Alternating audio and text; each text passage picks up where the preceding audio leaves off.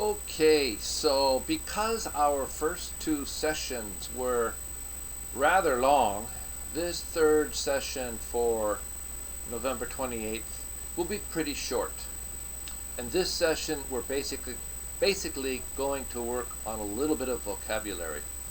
I do want to remind you, as I said previously, that ultimately, finally, you're responsible for learning vocabulary.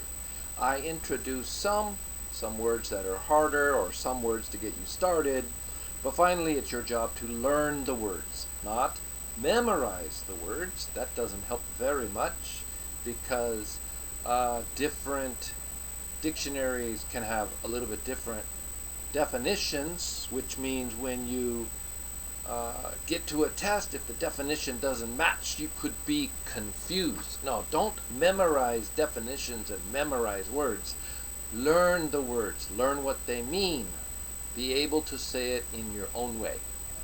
So, because I don't really need my face, I'm going to close this picture of me and we'll proceed.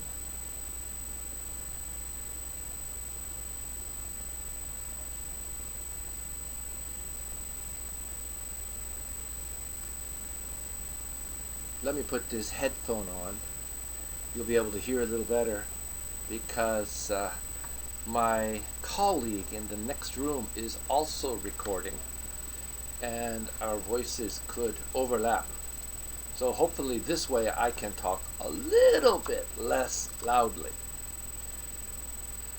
The other thing I'm sad to say is that there seems to be a little bit more machine noise right now, a kind of a whistle or sound in the background that is interfering with my voice. But we'll do the best we can, okay? So we're looking at vocabulary in business for entrepreneurialism students. And this list is 370 plus, I didn't count it perfectly, 370 plus ideas or concepts from flashcardmachine.com. And again, this is one of those type of things where they have put together lots of words for students of entrepreneurialism, especially at the middle school or high school level in the US, maybe a university class. This one made lots of flashcards, and then I converted those flashcards into a simple text. So you can go to flashcardmachine.com and find this and other information. I want to start with the first word because it's a great word. Absolute advantage. First of all, let's look at the word advantage. Okay? I think you know this word, but you may not thinking about it this way. An advantage means something you can do better than other people because of the conditions, because of the situation. All right? I'm taller than you, so I have an advantage in basketball. Okay. Perhaps you have played pocketball or four-ball, the kind of pool, danggu in Korean, much more than me, so you may have an advantage in your experience.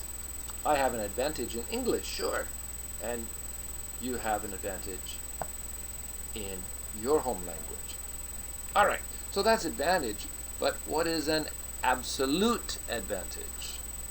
Well, an absolute advantage is the ability to produce more units, more pieces of a good or service using the same amount of labor or other inputs. Okay? In the same way, equivalently, not exactly equally, but in the same way, the ability to produce the same quantity of good or service using fewer units of labor or resource inputs. Why have so many factories left America, left Korea, and gone to countries like Vietnam, Indonesia, Thailand? Because the workers are so much cheaper there. In terms of the cost of labor, these Southeast Asian countries have an absolute advantage compared to Korea and the United States. where workers get paid more. So for the same amount of labor cost, the same amount of money paying for workers, they can produce more. Or alternatively, the cost of producing each one unit will be less because the working cost is less. Now, of course, we're also going to look at things like transportation cost and is there enough skilled labor? If there's no labor, it can't be done. Right? So, for example, looking at it in a different way, because Korea doesn't have oil, petroleum, they're at an absolute disadvantage when it comes to energy production. Right?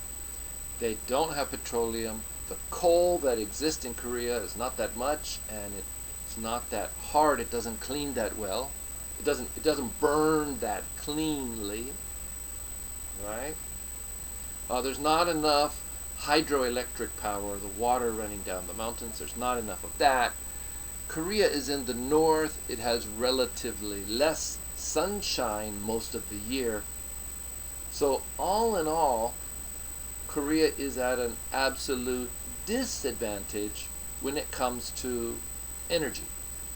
So absolute advantage, the ability to produce more units using a given quantity of labor or resource, or in the same way, the ability to produce the same amount of a good or service using less units of labor or resource inputs. The last piece on this first one, which is kind of important, when we say units of labor, that could be hours of labor. So imagine you are in a country where there are lots of well-skilled, well-trained workers. Or you're in a country where there are not very many well-trained, well-skilled workers. The unskilled workers are going to take longer to do the same production. Right? They're going to take longer. So we have to factor these questions in. How much worker do we need? An idea, how much worker, right? How many hours to produce something. At the same time, we're thinking about how much does it cost. So to extend this to the last step, because this is a key idea, the idea of absolute advantage. If the workers are untrained, so that it takes longer to do the work, but the cost of the worker is so much cheaper, then it still works out well. Let's try and do some math here. Let's say our worker gets paid $2 an hour.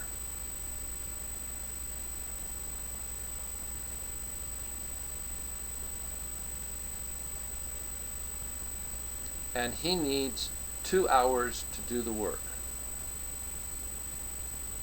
to make one thing. That means it cost us $4 to make one thing, right? That's easy.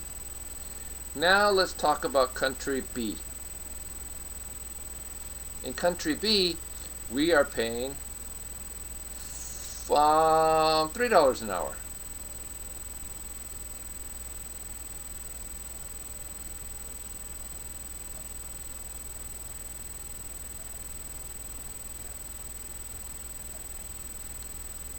And these workers are more skilled, so they can work faster and better. They only need 1.5 hours to do the job.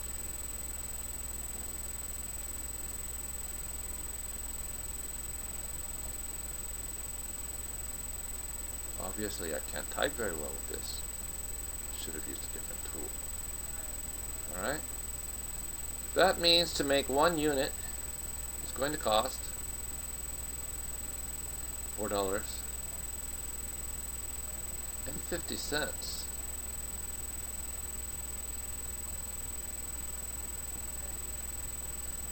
So which one's cheaper? The lower skilled worker who gets paid less, takes longer, can produce one unit in $4. The higher skilled worker who gets paid more, maybe his country is more expensive, can do it in an hour and a half, costs $4.50. Well, it's pretty clear this is cheaper.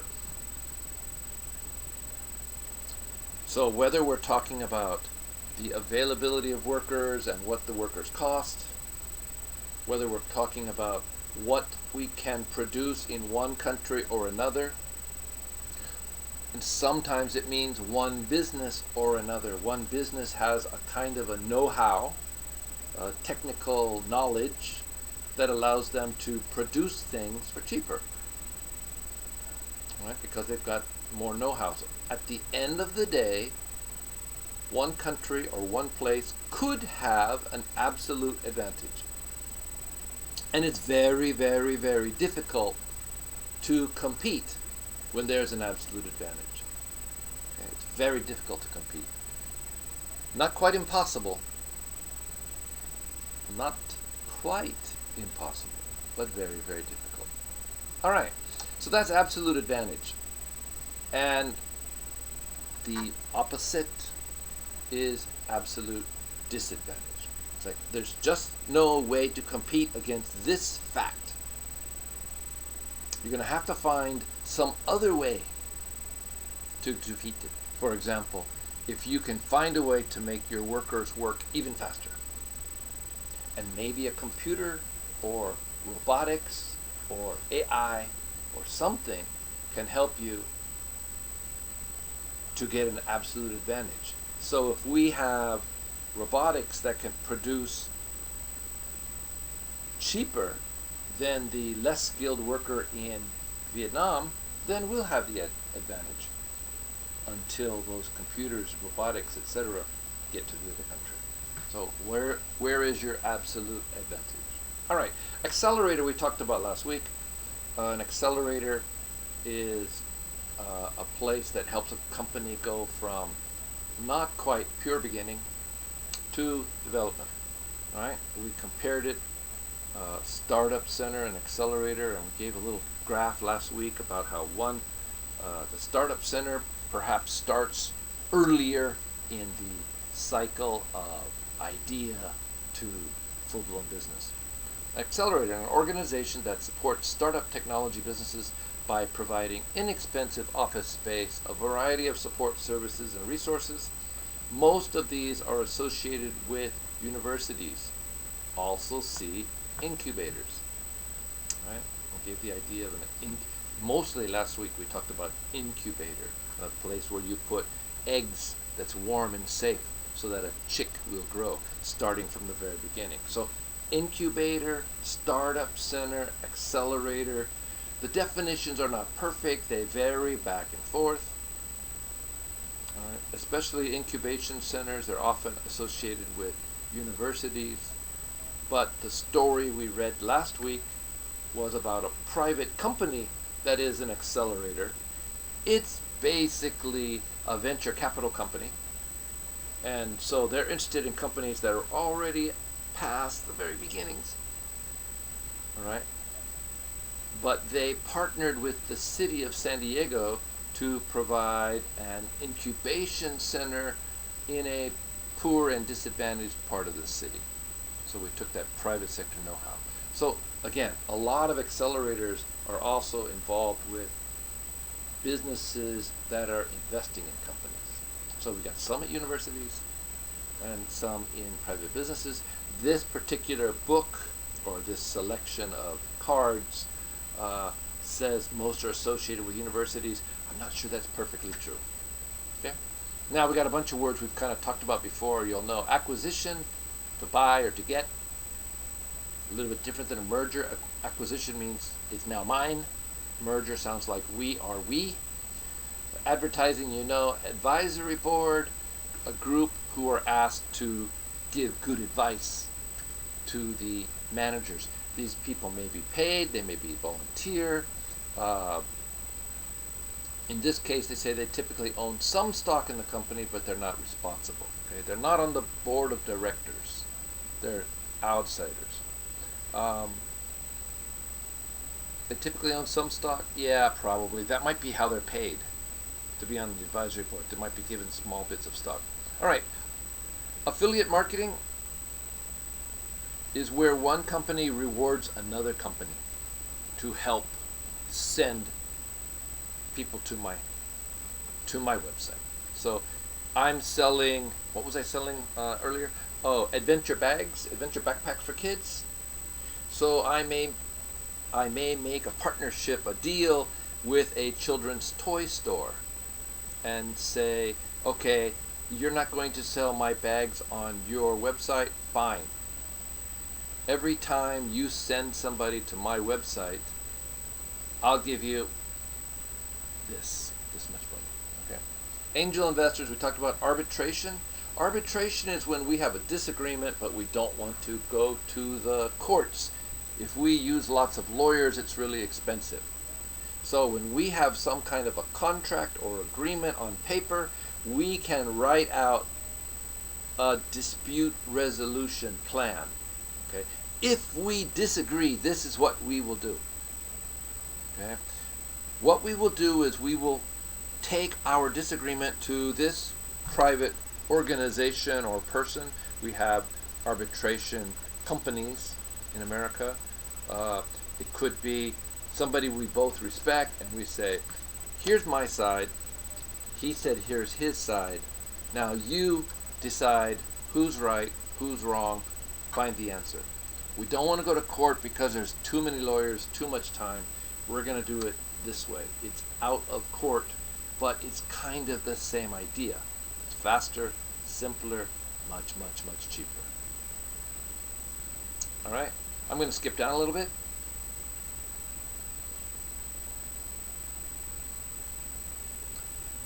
This next idea is one I think is really important. I worry about it in our program. Basic business competency. You've heard me say many times, you need to learn some accounting. Otherwise, the person who's doing your banking and bookkeeping can cheat you.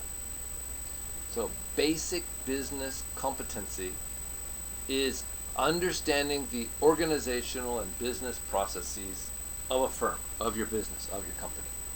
Okay? How does your business work? Do you understand enough marketing to have a good conversation with the person responsible for marketing in your company? You don't have to be an expert, but you have to have enough to have a good basic conversation, understand the main ideas, ask good questions. This is not a question of how good is your English, it's a question of how good is your knowledge about marketing, accounting.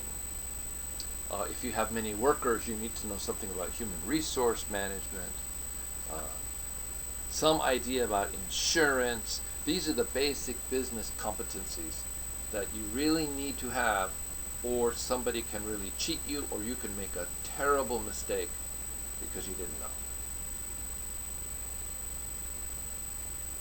Okay. The Billboard Principle. We have not talked about this one. This one's interesting. I made these backpacks. Are they good quality? Do they do what they're supposed to do? No cheating anywhere? Well, the Billboard Principle is this idea that if you ask me, will I put my name on it? I should feel like you're going to put my name and your product up on a big sign. Everyone in the city can see it. If your product is no good, I would be very, very shamed. Okay, I would not want my name and your backpack to be where everyone can see it. But if I believe that your product is good, then I'm happy. No problem. Sure, put my name with your product. So billboard is a way to say a big signboard, a big advertising board. So the Billboard Principle says, let's ask if someone is comfortable, is willing to have their decision and their name advertised on the billboard for everyone to see. Okay? It's a kind of a testing of ethics. If I just want money, but I don't want anybody to know because it's actually junk, then it would fail the Billboard Principle. I wouldn't want my face up there. So if I'm willing to take your money or sell something for you, but I don't want people to know it's me, then I have bad ethics and I fail the Billboard Principle. Okay, board of directors, I'm sure you're familiar with that. These are the actual people who have the right to hire and fire the president. Basically, they run a corporation. Okay, if it's just you or it's just one or two other people in a partnership, you don't have a board of directors. But when you have a corporation, there are people who make decisions and they are responsible to all the shareholders, to all the owners. So if there's 10,000 owners, the shareholders might be only 20 people. Doesn't mean they are the biggest owners. Could be. But what happens is all those 10,000 shares that are out there, they all get one vote. Right? If I own 10% of the company and you own 2% of the company, I have 10% of the votes and you have 2% of the votes. And then we have names. Who's going to be who's going to be on the board of directors? And I have 2% of the vote. I can vote 2%, and you have 10%. So obviously you have more votes than me. You have more votes than me because you own more. But after we vote for the board of directors, it doesn't matter if I own 2% or you own 10%. If you're on the board of directors, you have one vote. Out of that 10 or 20, you have one vote. And if you're not on the board of directors, you have no vote. No vote until the next time that we have a board of directors election. But the month-to-month operations are left to the board of directors. It's only every year or 2 years that we have an election for the board of directors. So the board of directors is actually very important in a corporate environment. All right. Bootlegging is an interesting idea. You may have heard of it in places like Google. But it's a little bit different at Google because at Google they give you official time. They give the worker, let's say, 4 hours a week. 10% of his time he can do whatever project he wants. That's not exactly bootlegging, it's kind of, sort of. The more proper understanding of bootlegging is when somebody does something not exactly with permission.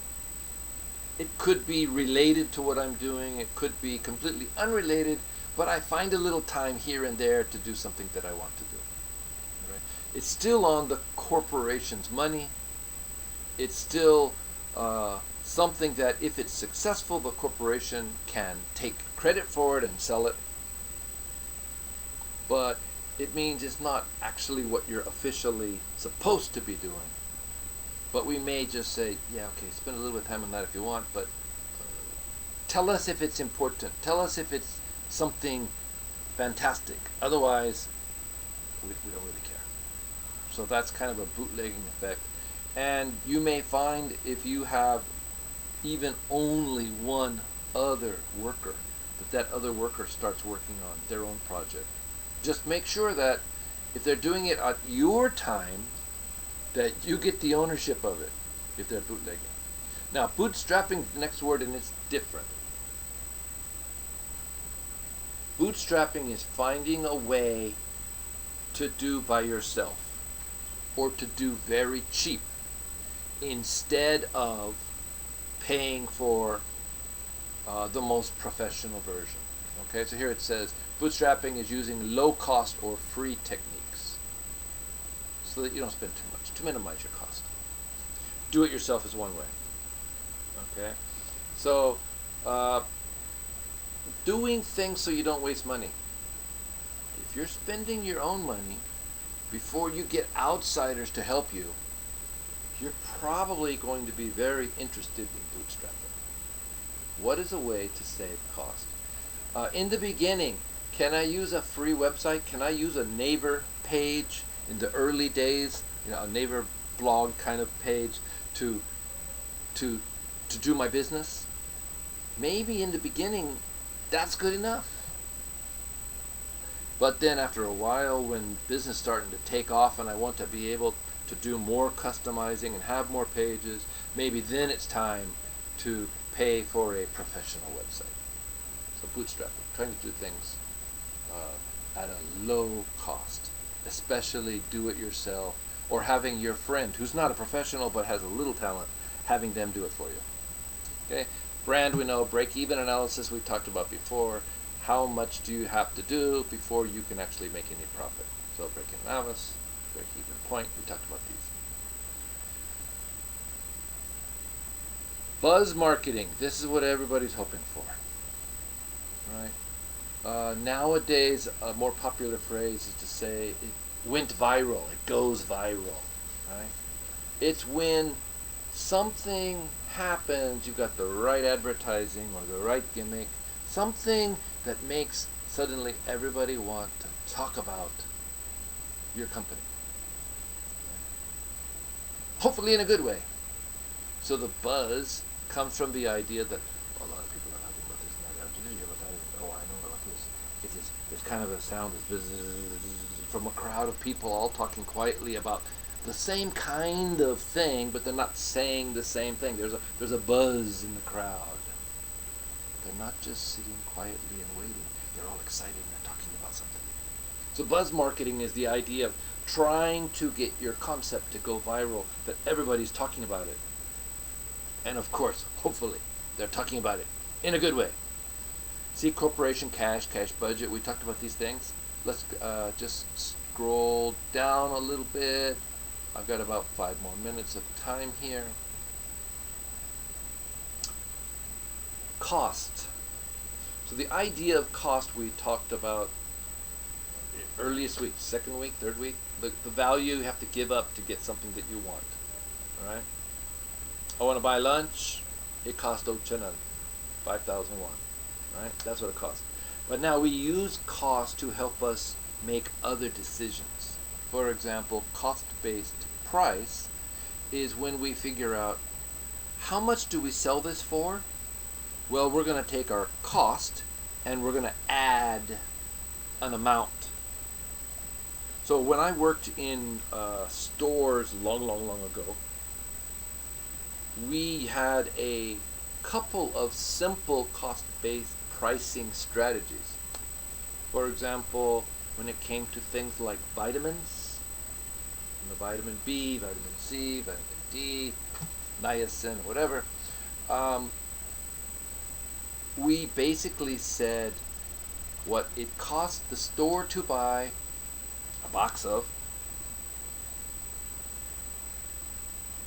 times 33%. Times 33%.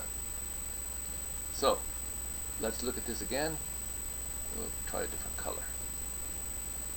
Let's say that I buy a case of vitamins so that each bottle costs $2. I'm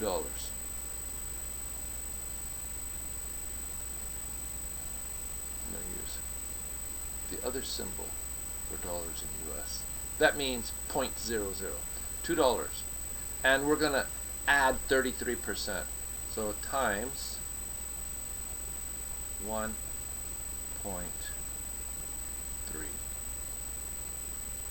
Running out of space here. Alright, so $2 times 1.33 is going to come up to the price of $2.67. 33, 67. So that would be the price in the store, $2.67. And then sometimes we'll play a little bit with the number because in America we like to finish things with a 9 often, so it might be $2.69. But that is a cost-based price. What did it cost us? What do we want to add to it? And generally we mark up with a percentage, like a 33% markup. Now, cost to start up is a little bit different idea. Instead of looking at a single item, we're looking at what does it cost us to get the business running. And generally when we think of start a new business, that means to go all the way to the first sales. The first sale. The first day that we can sell, not just one sample, but we say, okay, we're open for business and come buy coffee. The coffee shop is open. What did it cost us to go from an idea to selling to the first customer? That's our startup cost. The third cost item, and the last thing we're going to talk about in this package, is cost volume. That leads us to cost volume profit analysis. Okay? This is accounting. This is the basic thing I told you need to look at. This is a strategy or a technique to help us figure out, based on the cost to make each thing. Let's say we're selling coffee. We're going to have fixed costs and variable costs. We talked about that before. All right? A fixed cost means the cost doesn't change. Doesn't matter if we sell more or less. My rent is $2,000 every month. If I sell no coffee or 1,000,000 coffee, the building price didn't change. That price is fixed. That cost is fixed. However, every time I sell a cup of coffee, I need a cup, probably. I'm going to need coffee beans, and I can only use them once, then they're gone. Cup, coffee beans, not quite fixed, but almost fixed. There could be things like sugar. I can guess that the average cup of coffee is going to have this much syrup or sugar or whatever. So we've got things that will change. If I'm making plain coffee or coffee macchiato, I'm going to need some caramel, etc., etc. So, looking at it from an accountant side, what are the various costs? The fixed cost, the rent, the variable cost, coffee beans. How do we find the magic number that helps us to find out the best way to make profits? Sometimes selling more could decrease your profit. For example, imagine that in an average day, if I have one staff, they can sell 200 cups of coffee. 200 for one staff. What happens if I'm going to sell 300 cups in one day? Yeah, one person could sell 200 cups. What happens if I can sell 300 cups in a day? I need 1.5 staff. But you know what? I cannot cut a person in half. That means I have to have 2 people. But 2 people at 300 is only 150 cups per person. It's less efficient. I didn't maximize my profits.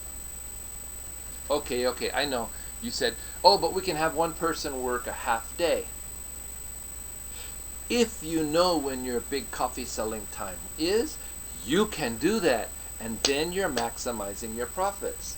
You have analyzed cost volume in an hour-by-hour basis rather than a day-by-day basis. And then you could say, well, from 7:30 a.m. to 9:30 p.m., 7:30 a.m. to 9:30 a.m. in 2 hours, we sell 100 cups. So for 2 hours, we need 5 staff.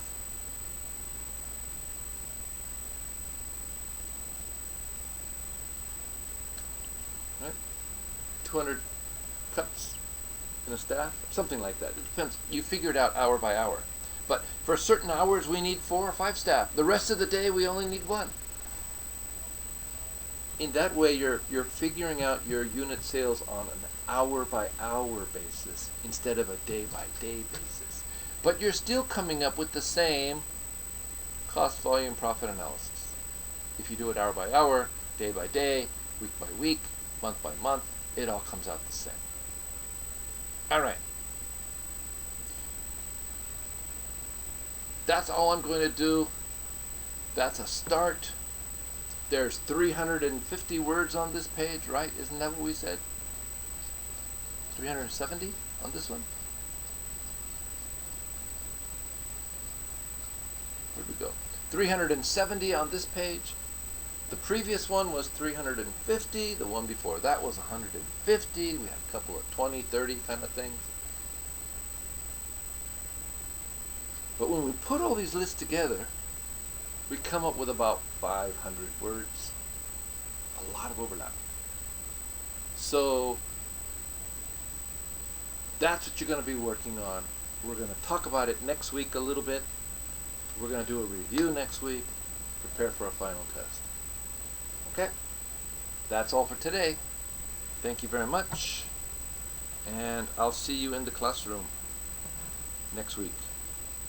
Bye-bye.